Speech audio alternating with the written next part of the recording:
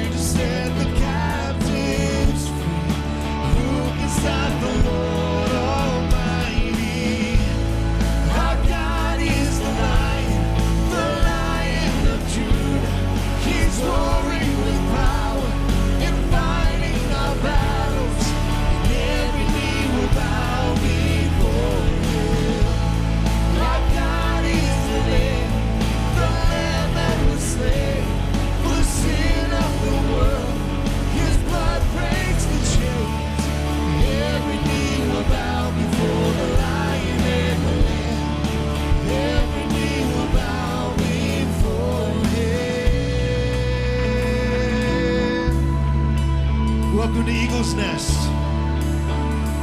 You're in the presence of God this morning. We're glad you're here. My name is Paul. This is Leah and Helen. Privileged we are to be your worship leaders. These next few moments we want to set aside.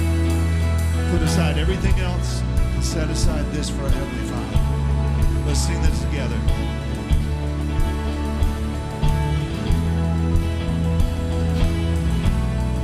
Who can stop the Lord Almighty? Who can stop the Lord Almighty? Sing it out. Who can stop the Lord Almighty? Who can stop the Lord Almighty? Who can stop the Lord Almighty?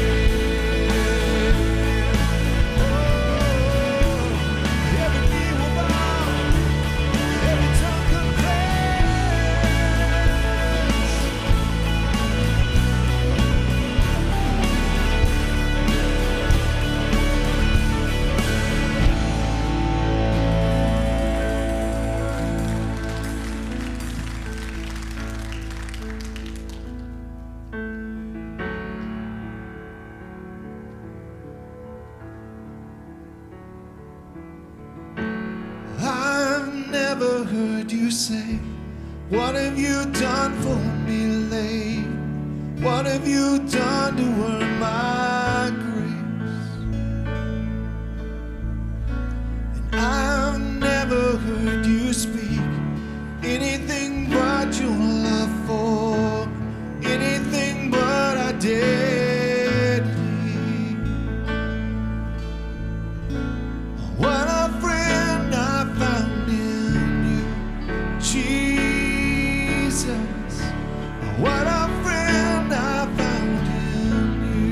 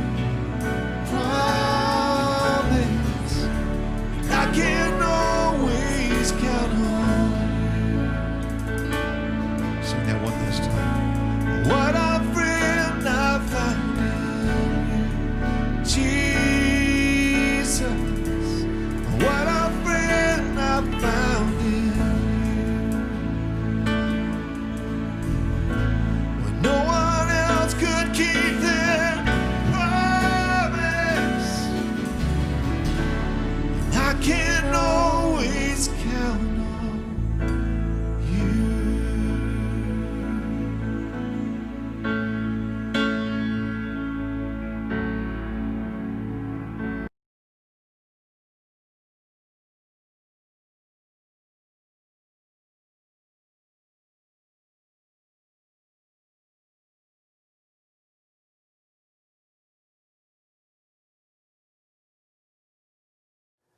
Good morning, Eagle's Nest.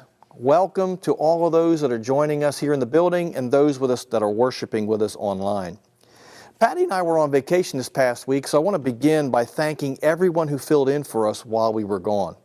Thank you, guys. It takes a lot of people to do what we do around here, and I want you to know that we appreciate you very much.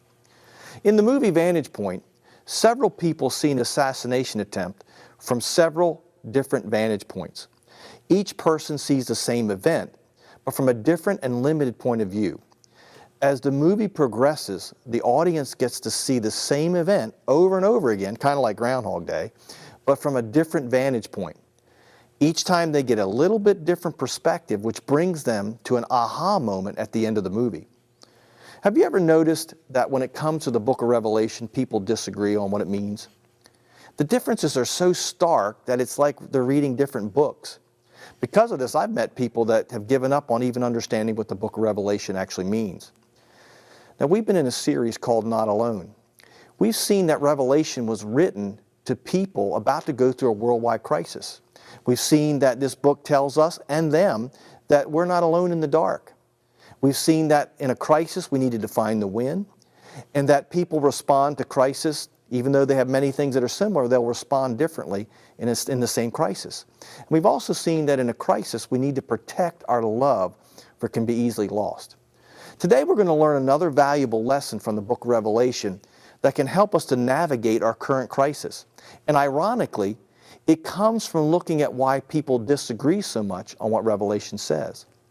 One of the main reasons that people disagree on what they think Revelation says is that we look at it from different vantage points. Just like in the movie Vantage Point, we see the book of Revelation from a different set of glasses or a different point of view. Glasses are interesting because glasses affect how we see things. Now, I don't want you to laugh at me, but I actually wear trifocals. That means I have 3 different lenses. Young people, your days are coming. When I'm driving down the street in my truck and I want to look down the road, I have to look at the top lens. If I look through the top lens, I can see the cars coming, I can see the signs, I can see the road. However, if I look down the road through the middle lens, it's all blurry to me. However, when I'm driving down the road and I want to look at the speedometer and the dashboard, I have to look through the middle lens, because by looking through the middle lens, I can see what's close to me, but I can't see what's down the road. And likewise, if I want to read my phone while I'm driving, which I never do, and I'm just saying that to be funny, never read your phone or text and drive. Hear me. But I can't see, if I'm looking at the bottom lens, I can't see a thing anywhere else, but I can see what's in my hand.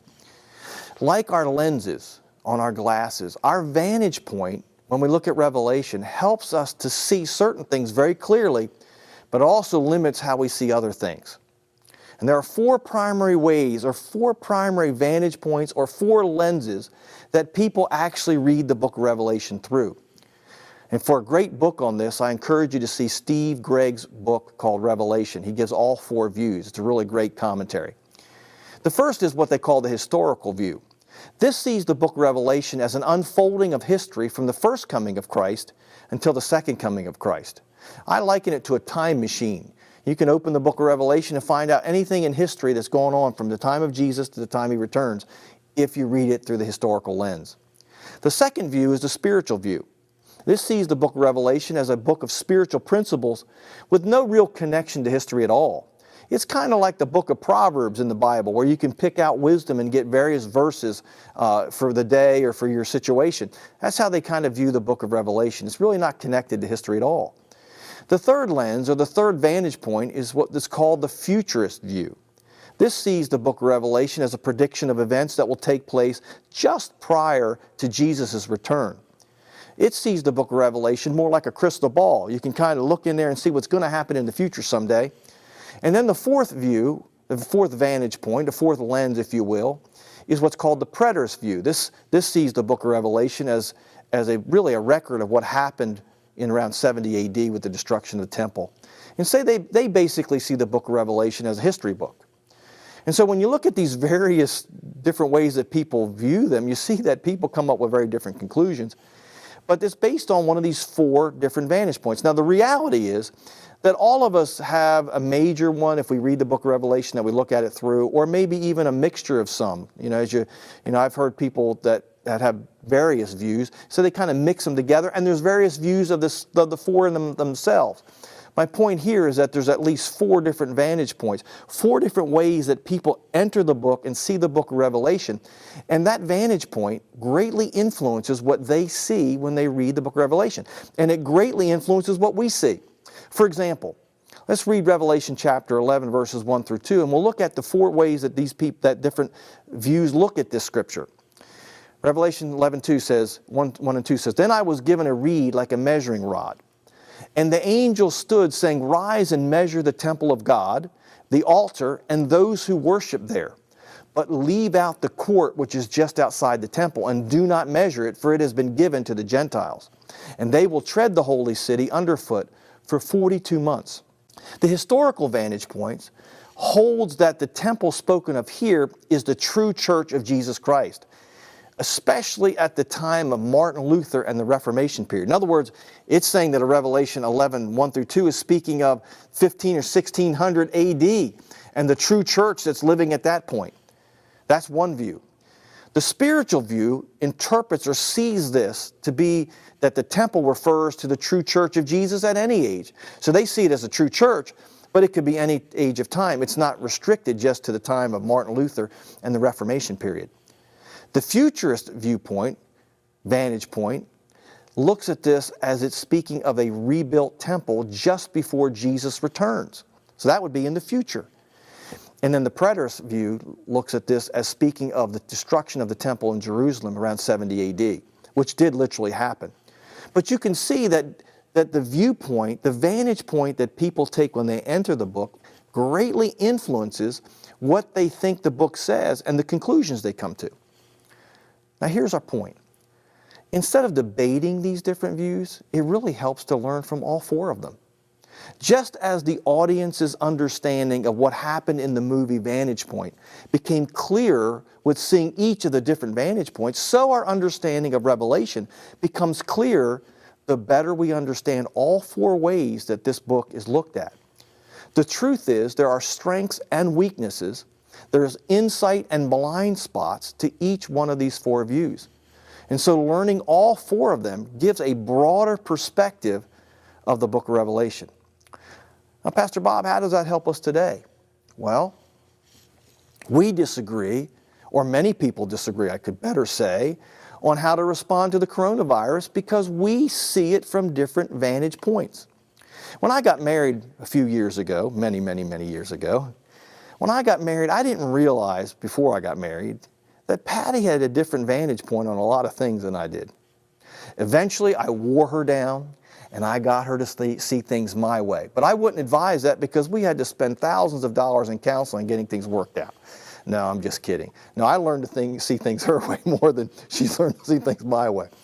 However, it is true that differing vantage points can lead to disagreements. This is why people will argue over the book of Revelation. They swear it says this, and the other group will say this, but we're entering it with preconceived lenses, that we've already got lenses that are affecting. They're both getting us to see things clearly, but they're also limiting what we see. But when you begin to have all four lenses, kind of like me, when I have these three lenses, I have to move my eyes and my head to see what I want to see. So when I want to see one thing, I look through the top lens. When I want to see something else, I look through the middle lens and the bottom lens. I want to see something else. When you begin to understand the four different ways that people view Revelation, it really begins to help us to see things and understand why others see things the way they do. Well, it's the same way when we look at the coronavirus. If we look at the coronavirus as a war, if we kind of think of it as a war, in any war there are at least three different vantage points. There's the vantage point of the generals. Generals have a 30,000-foot view of the war. And they don't have the luxury as a general to focus on only one battle. They have to deal with multiple battles, multiple battlefronts at one time. So they have a bigger picture view of a war. Then there's the vantage point of the captain or colonel. They have to manage a specific battle or a specific battlefield. And they only fight one battle at a time. And then there's the third vantage point, which is that of the soldier. The soldier has to fight one enemy at a time, at one day at a time, one moment at a time. And so the war for a general or a colonel or a soldier looks very different depending on one's vantage point. Now, when we look at this through the lens of the coronavirus, we see the same thing. Our government has the vantage point of a general. It has to manage several battles at one time. They have to balance the medical impact of the virus, the economic impact of the virus, and the societal impact of the virus all at the same time. Their perspective enables them to see the big picture, but it can limit their ability to see specific things. Then there's the medical community. The medical community has the vantage point of a colonel in charge of a battle. Their vantage point is still big picture, but it's limited to one battlefield.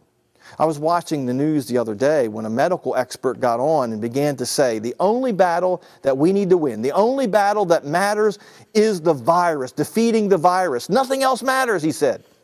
And for him, that's true, because that's his job. His job is to win this one battle on the battlefield. He's a colonel on the battlefield. But that's not true of the government, because we could win the medical battle against the virus and lose the entire war. There are other things that have to be considered, but that's not in the viewpoint or the vantage point of the medical community per se.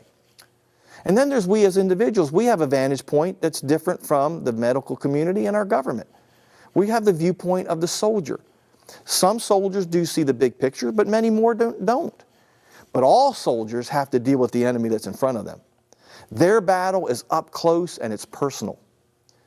But in reality, that's where the war is really won or lost, on the battlefield. And so the soldier is very important, and the battles that they face are very important. And because they face different enemies and they face different soldiers, even individual soldiers might see the war differently. For instance, for some of us, the war in Corona is about schooling our children. Our biggest battle is, what are we going to do this fall with our kids? How do we educate them? How do we keep for others, the war is about providing for our families. You know, people are losing their jobs, businesses are shutting down. So how do we win that battle and make sure that our families have the resources that they need? Still, for other soldiers, the war is about protecting our loved ones from the disease itself.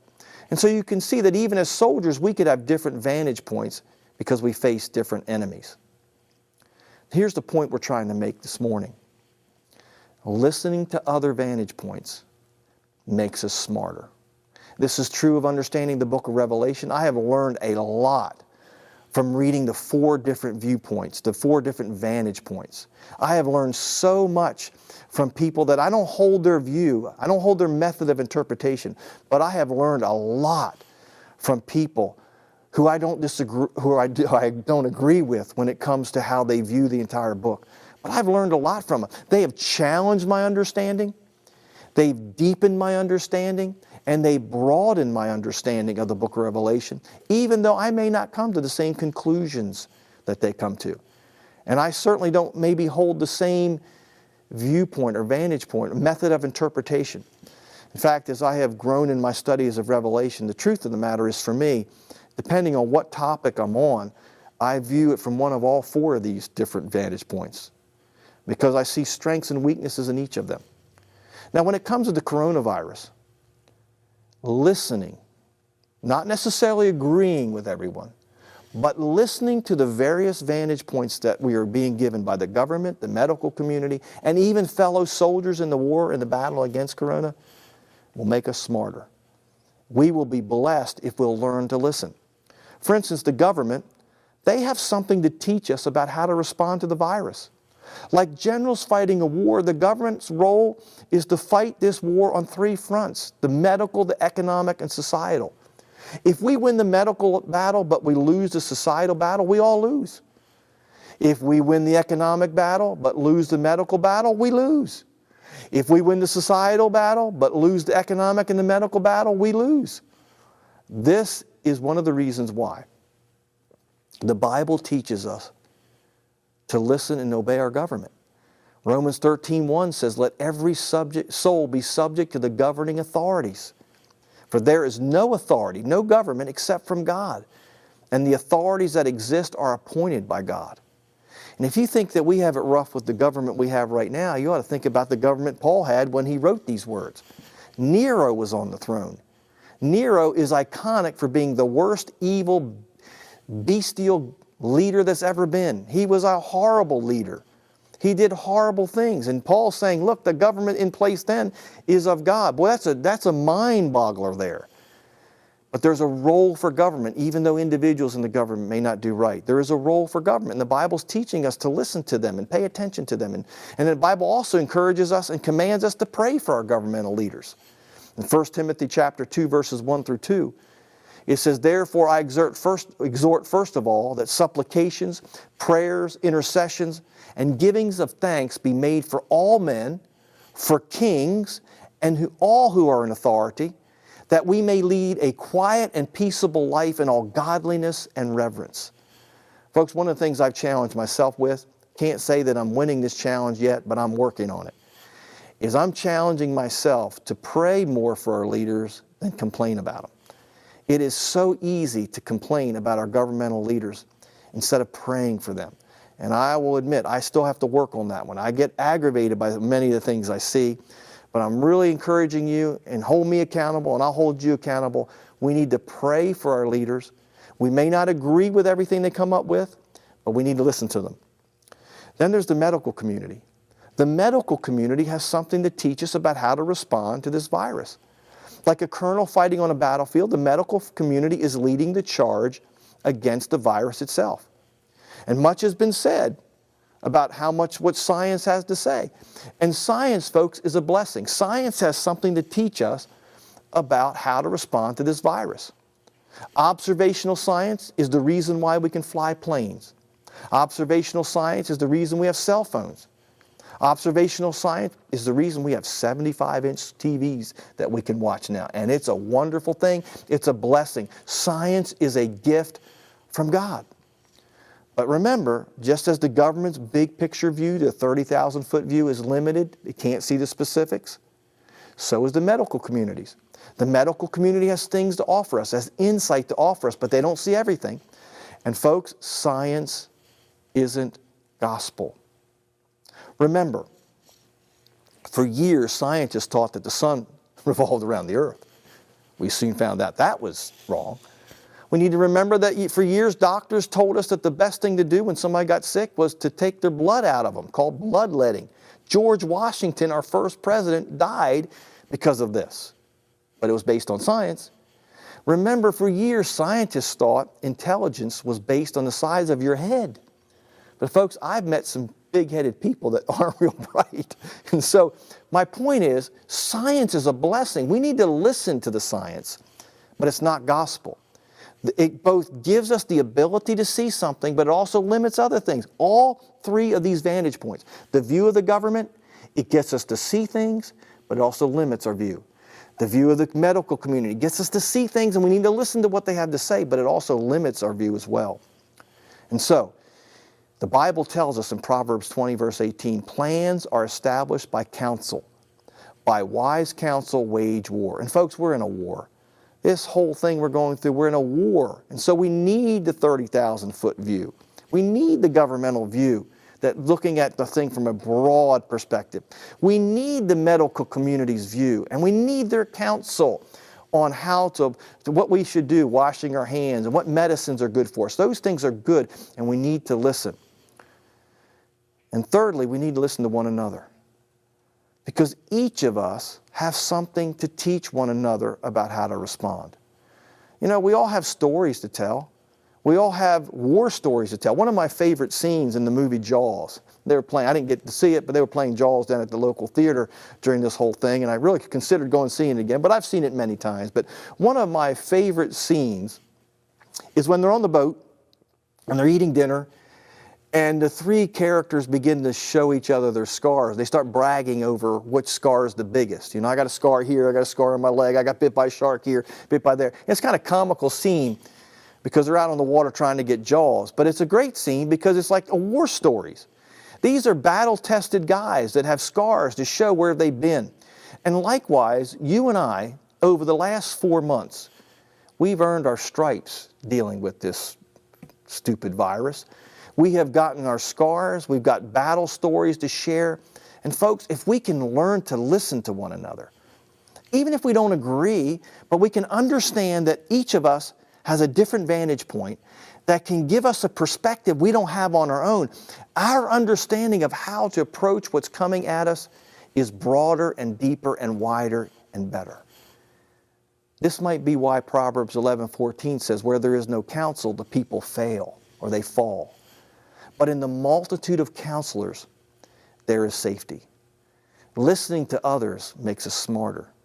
The collective wisdom that we have is greater than any one person's accumulated wisdom.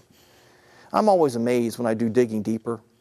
And in the days BC, before Corona, we used to do it with people actually here in the building. And I was always amazed. I could spend hours studying a Bible study, preparing.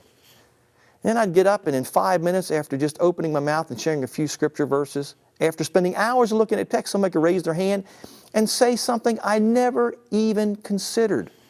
Why? Because no man knows it all. We are wiser together. We are better together. We are stronger together. So in conclusion this morning, this is what we're saying. Let's be honest, folks. We are facing one of the most disruptive events in our lives. I don't know of anything that's been more disruptive in my life, I'll speak for myself, than this last 4 months and dealing with all that we're dealing with. And the truth is we've all responded a little differently. We all have different opinions about various things. But one of the reasons we respond different and we have different opinions is that we're looking at things from a different vantage point. One of our greatest challenges is to learn to listen to the other vantage points. When it comes to the book of Revelation, there's 4 different ways, primary ways people look at the book. I promise you, if you'll study those 4 views, you'll get to know the book of Revelation a lot better. I know it's helped me. And likewise, when it comes to getting through whatever's coming at us for the next several months dealing with the virus, folks, we are better when we work together. And I can say that from experience. I've seen in my personal life what can happen when people listen to each other and work together. I've seen it up close and personal. I've had the privilege of working with 2 groups of people to transition 2 churches from their founding pastors, Delmar Christian Center and Eagles Nest. This is no small task. For you maybe that are not in the pastoral world, this is one of the most difficult things that you can do in ministry, because when a person founds a church, they have stature. You know, they can say and do things that the next guy can't say and do, and you have to work through those issues. And it's a big transition for the church and the pastor to work a church through that. And I've been able to get through that twice because people listen to each other. I've had the privilege of working with a group of people to birth, grow, and launch a community radio station, 88.7 The Bridge. Lots of different people, lots of different opinions, lots of opportunity for disagreement and division, but it got done. I've had the privilege of working with a group of people to build a partnership between Delmarva Christian School and Eagles Nest.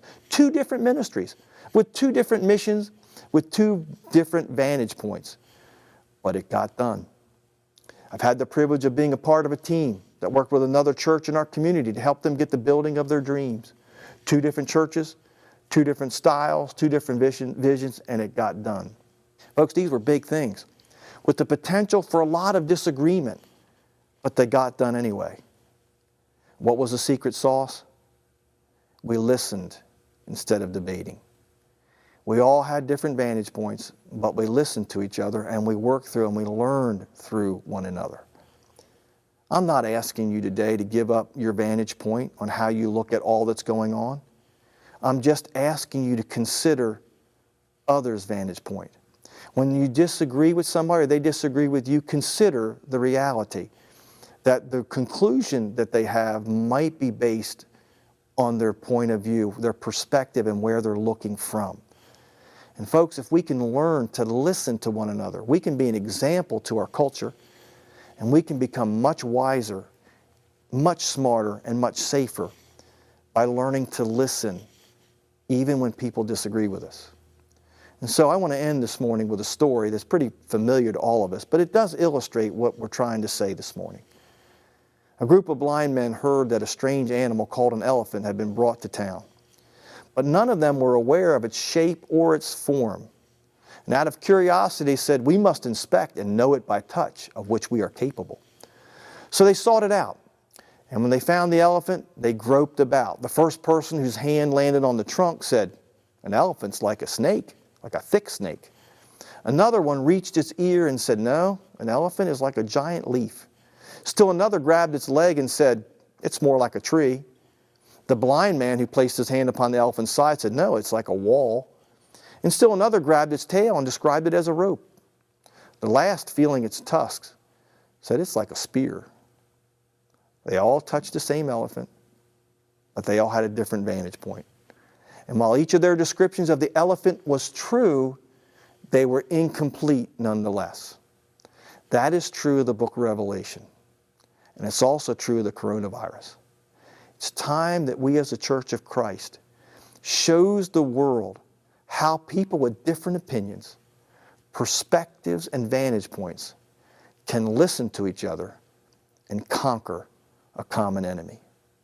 Let us hear one another. Now join me as we conclude with one more song of worship, followed by what's going on here at the Nest.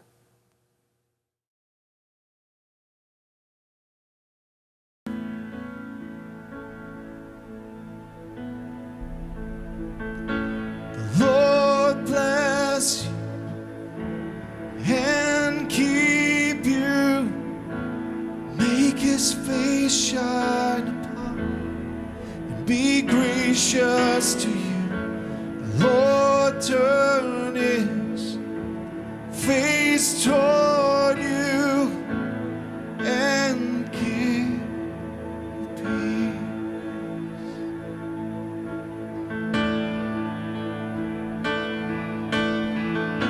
The Lord bless you and keep you. Make His face shine upon you and be gracious to you. The Lord turn His face toward you and give you peace.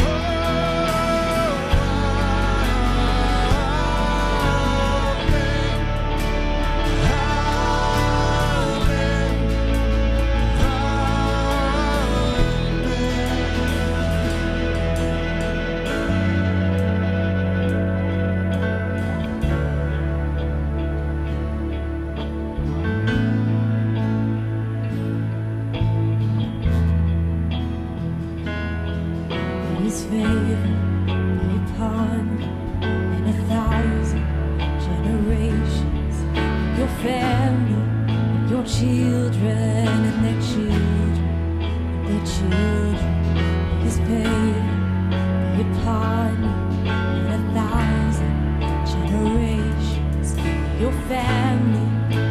children and their children, their children. May His favor be upon you and 1,000 generations in your family, in your children and their children, and their children. May His presence go before you and behind you and beside you, all around you and within you.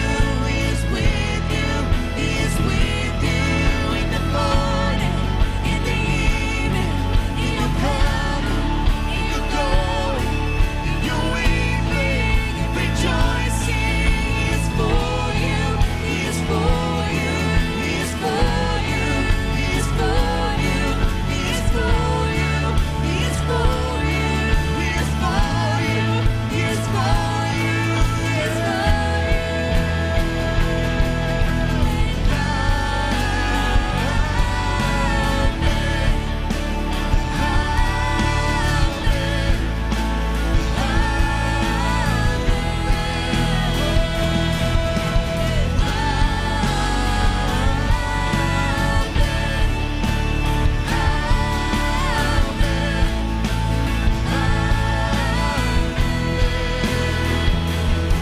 May His favor be upon you and 1,000 generations in your family, in your children and their children and their children.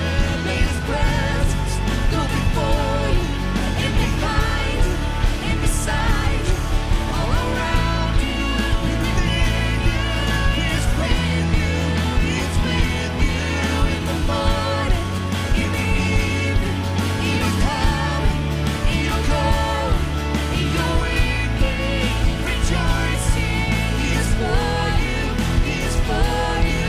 He is for you. He is for you. He is for you. He is for you. He is for you.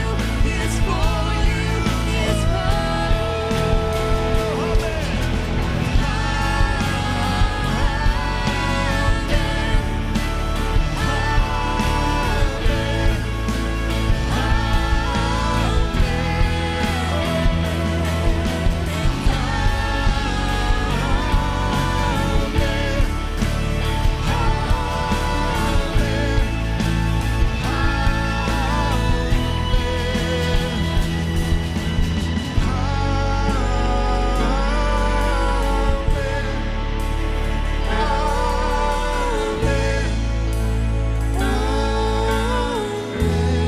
Just your voices declare.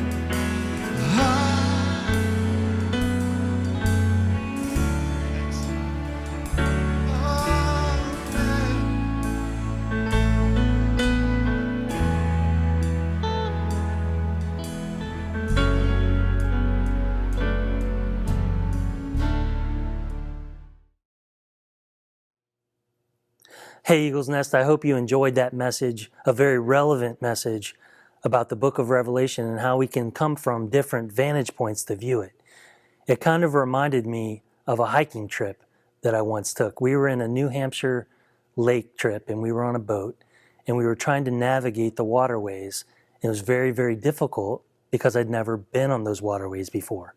And as we got the license for the boat, they reminded us, please be careful of this outlet or this inlet because there's low-lying rocks that the boat can get caught up on. It was very difficult to navigate. No, I didn't really damage the boat. I might have run into our dock a time or two, but it was all good. But see, what happened is we also had the opportunity to hike up into a mountain point of that same lake. It was called Rattlesnake Peak. There weren't any rattlesnakes, but at the very top, you could see the entire New Hampshire lake. And had I been up there with a microphone and had someone relaying down to the boat, I would have been able to navigate very easily because I could see the whole lake in the whole picture versus being in the boat and what viewpoints I had on the ground. It's just like that today. Regardless of the circumstances, regardless of the politics, regardless of the viewpoints that are all around us, Eagle's Nest values teach us to have respect, responsibility, and be relevant to our neighbors. And so I encourage you today as we do that, let's get into the announcements and share a few things going on here at the Nest. First up, I'd like to tell you about Eagles Nest Kids Program. You've heard now for a few weeks that they're revamping the kids program online to give more lift to our parents and to our kids. We're super excited to tell you that that's beginning to take shape. In the next week or two, they'll start filming, and by August 31st, you can check it out. We really encourage you parents to use that resource. We're making it just for you. For all of us in the building and those listening online, we also want to remind you that Marriage Night is coming up. We have several of you that have already signed up and already paid the $15 per person, $30 per couple fee. We have Chick-fil-A menu up on Realm. You can sign up for your meals that evening, and I'll be hosting you for that evening. So we're going to have some good time laughing with one another, laughing about one another and our marriage relationships, and we'll also learn some good things along the way. Sign up for it. It's September 18th, coming to a theater near you. I also want to invite you to check out our women's ministry's Facebook page called Divine Design, where they post things on the daily as well as share some testimonials that you can stay connected with. And also the ladies' Bible studies wrapping up for the summer, and there'll be a couple new opportunities for you to sign up going into the fall. Can I share something else with you? The daily dose that you all have been so faithful to support, listen to, and follow us is still here. Don't get worried, but we're going to make some exciting changes to it. Coming up, you're going to see staff picks, you're going to see crowd favorite, and we're also going to add some of the ministry elements to it. So you'll see some new faces sharing in the upcoming weeks. So stay tuned for that. We hope everything else is going well in your world. We still have our ears low to the ground figuring out what the school year is going to look like and what our fall is going to look like. So stay tuned through Facebook, social media, Realm, Instagram, and all the other ways that we stay connected with one another. For now, if you want to give to the ministry, continue to do so. Online, we have the platforms through our website, through both Realm and PushPay. You can also donate here at the facility as you exit. There's some baskets at the doors, and you can always use snail mail as well. Everything you're doing, Eagles Nest, is making a difference, and we want to serve right there alongside you. And listen, if you want to talk to us further about how you can have a relationship with Jesus Christ and you can get a different vantage point in your life, we would love the opportunity to be able to speak and pray with you. Reach out to us at hello@eaglesnest.ch, and one of the pastors will reach out back. We're so grateful that you tuned in today, and we're here for you. Take care.